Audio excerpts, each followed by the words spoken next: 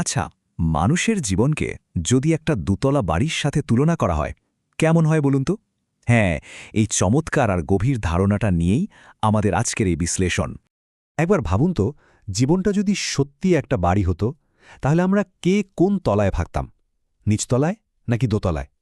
এই প্রশ্নটা দিয়েই কিন্তু আমাদের আজকের পুরো আলোচনাটা শুরু হচ্ছে। তো এই যে রূপক বাড়িটার কথা বলছি, এর কিন্তু দুটো তলা। নিচতলাটা হলো আমাদের জীবসত্তা, মানে একদম টিকে থাকার জগৎ আর কি, যেখানে শুধু ক্ষুধা তৃষ্ণার মতো বেসিক চাহিদাগুলোই আসল কথা। আর ওপরের তলাটা, ওটা হলো মানব সত্তা, মানে মনুষ্যত্ব, অনুভূতি আর কল্পনার এক অন্যরকম জগৎ, যেখানে জীবনটাকে আসলেই উপভোগ করা যায়। কিন্তু প্রশ্নটা হলো, এই নিচতলা থেকে দোতলায় উঠব কি করে? উপায়টা কি? চলুন, প্রথম পর্বে আমরা সেই মইটারই খোঁজ করি যা আমাদের উপরে নিয়ে যেতে পারে। এই যে জীবসত্তার নিচতলা, সেখান থেকে মানব সত্তার ওপরের তলায় ওঠার জন্য একটা মই তো লাগবে, তাই না? আর সেই মইটাই হলো শিক্ষা। হ্যাঁ, শিক্ষাই কিন্তু আমাদের পশুত্বের স্তর থেকে মনুষ্যত্বের স্তরে পৌঁছে দেবার একমাত্র রাস্তা। শিক্ষার কাজ কিন্তু দুটো। একটা হলো নিচতলায়, সেখানে আমাদের যে বেসিক নিডগুলো আছে সেগুলোকে আরেকটু মানবিক করে তোলে। কিন্তু এর আসল আর সবচেয়ে বড় কাজটা হলো আমাদেরকে মনুষ্যত্বের জগতের সাথে পরিচয় করিয়ে দেওয়া। মানে দেখুন, শিক্ষার একটা প্রয়োজনের দিক আছে, আবার একটা অপ্রয়োজনীয় দিকও আছে। আর মজার ব্যাপার হলো, এই অপ্রয়োজনীয় দিকটাই নাকি সবচেয়ে সেরা, কারণ এটাই আমাদের শেখায় যে জীবনটাকে কিভাবে উপভোগ করতে হয়, যা কিনা সাধারণ প্রয়োজনের অনেক ওপরে। আচ্ছা, মই তো আছে, কিন্তু তাহলে বেশিরভাগ মানুষ নিচতলাতেই আটকে আছে কেন? চলুন দ্বিতীয় পর্বে এই ধাঁধার উত্তরটা খোঁজার চেষ্টা করি। আটকে থাকার কারণটা হলো আমাদের জীবসত্তার ঘর, মানে নিচতলাটা বড্ড বেশি বিশৃঙ্খল। আর এই সব গণ্ডগোলের মূলে আছে একটাই জিনিস, অর্থচিন্তা। টাকা পয়সা বিষয় সম্পদের চিন্তাটা আমাদের এমনভাবে আষ্টপৃষ্টে বেঁধে রেখেছে যে ওপরের তলার কথা ভাবল ফুরসতটাই মেলে না। সে ধনী হোক বা গরিব, সবার ভেতর থেকে যেন একটাই আওয়াজ ওঠে, চাই, চাই, আরও চাই। এই যে অফুরন্ত চাহিদা, এটাই কিন্তু সেই নিচতলার শেকল, যা আমাদের পায়ে শক্ত করে বাঁধা। এখানে একটা খুব জরুরি প্রশ্ন চলে আসে। ধরুন, জেলে বসে একজন পেট পুড়ে খেতে পারছে, সে কি তাহলে সত্যিই স্বাধীন? মূল টেক্সট আমাদের এটাই ভাবাতে চায় যে প্রচুর অন্নবস্ত্র পেয়ে যে মানুষ কারাগারকে স্বর্গ ভাবে, সে কি আসলে মুক্ত, নাকি সে মুক্তির আসল মানেটাই ভুলে গেছে? আর এখানেই কিন্তু মনুষ্যত্বের আসল পরিচয়টা ফুটে ওঠে। অন্ন বস্ত্রের প্রাচুর্যের চেয়েও যে মুক্তি অনেক বড় একটা ব্যাপার, এই বোধটাই তো আমাদের মানুষ বানায়। ভাবুন তো, যে পাখি খোলা আকাশে উড়তে চায়, সে কি শুধু দানা পানির লোভে সহজে খাঁচায় বন্দী হতে চাইবে? ঠিক সেভাবেই জাগতিক চাহিদার ওপরে উঠে সত্যিকারের মুক্তির যে আকাঙ্ক্ষা, সেটাই তো মনুষ্যত্ব।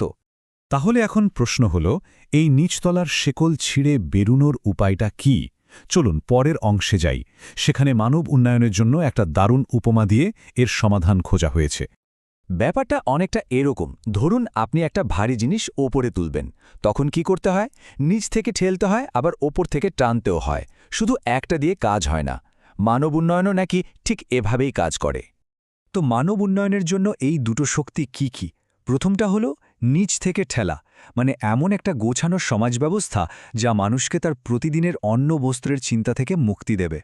আর দ্বিতীয়টা, সেটা হলো ওপর থেকে টানা, মানে শিক্ষা, যা মানুষকে মনুষ্যত্বের আসল স্বাদটা কি তা চিনিয়ে দেবে। আর এই দুটো শক্তি কিন্তু একে অপরের ওপর পুরোপুরি নির্ভরশীল। কেন? কারণ শুধু নিচ থেকে ঠেললে, মানে শুধু অন্ন বস্ত্রের চিন্তা দূর করে দিলেই হয়তো মানুষ আর ওপরে ওঠার কোনো দরকারই বোধ করবে না। যেখানে আছে সেখানেই থেকে যাবে। আবার উল্টো দিকে শুধু ওপর থেকে টানলে, মানে শুধু শিক্ষা দিলেই পেটের দায়ে সেই শিক্ষা কোনো কাজেই আসবে না। অনেকটা পায়ে কাঁটা বিঁধলে হাঁটার আনন্দ পাওয়া যায় না, সেরকম আর কি। তাই দুটোই একসঙ্গে দরকার। আচ্ছা, এবার চলুন একেবারে শেষ পর্বে যাই।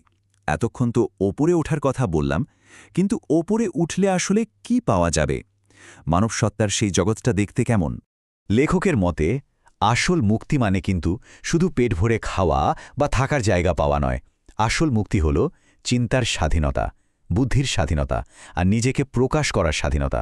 এই স্বাধীনতাগুলো যদি না থাকে, তাহলে একজন মানুষ আসলে কারাগারেই বন্দী, সে যত আরামেই থাকুক না কেন। আর ঠিক এখানেই শিক্ষার সবচেয়ে বড় ভূমিকাটা চলে আসে। দেখুন, শিক্ষার আসল কাজ কিন্তু শুধু তথ্য বা জ্ঞান দেওয়া নয়। এর আসল কাজ হলো মূল্যবোধ তৈরি করা। জ্ঞান তো সেই মূল্যবোধ তৈরির একটা মাধ্যম মাত্র। এই কথাটা শুনলে ব্যাপারটা একদম পরিষ্কার হয়ে যাবে। ছোট জিনিসের মোহে বড় জিনিস হারাতে যে দুঃখবোধ করে না, সে আর যাই হোক শিক্ষিত নয়। মানে যার শিক্ষাটা সত্যি ভেতরের জিনিস হয়ে উঠেছে, সে কোনটা বড় আর কোনটা ছোট তা ঠিকই বুঝতে পারবে। এই মূল্যবোধটাই তো আসল শিক্ষা। তাহলে সব শেষে একটা প্রশ্ন কিন্তু থেকেই যায়, আমাদের নিজেদের জীবনে, আমাদের সমাজে সত্যিকারের উন্নয়নের জন্য কোনটা বেশি জরুরি, নিচ থেকে ঠেলা নাকি ওপর থেকে টানা? একটা গোছানো সমাজ যা আমাদের মৌলিক চাহিদাগুলো মিটিয়ে দেবে, নাকি সেই শিক্ষা যা আমাদের মনুষ্যত্বের স্বাদ দেবে, নাকি দুটোই সমানভাবে দরকার? ব্যাপারটা কিন্তু বেশ গভীর, ভাবার মতো।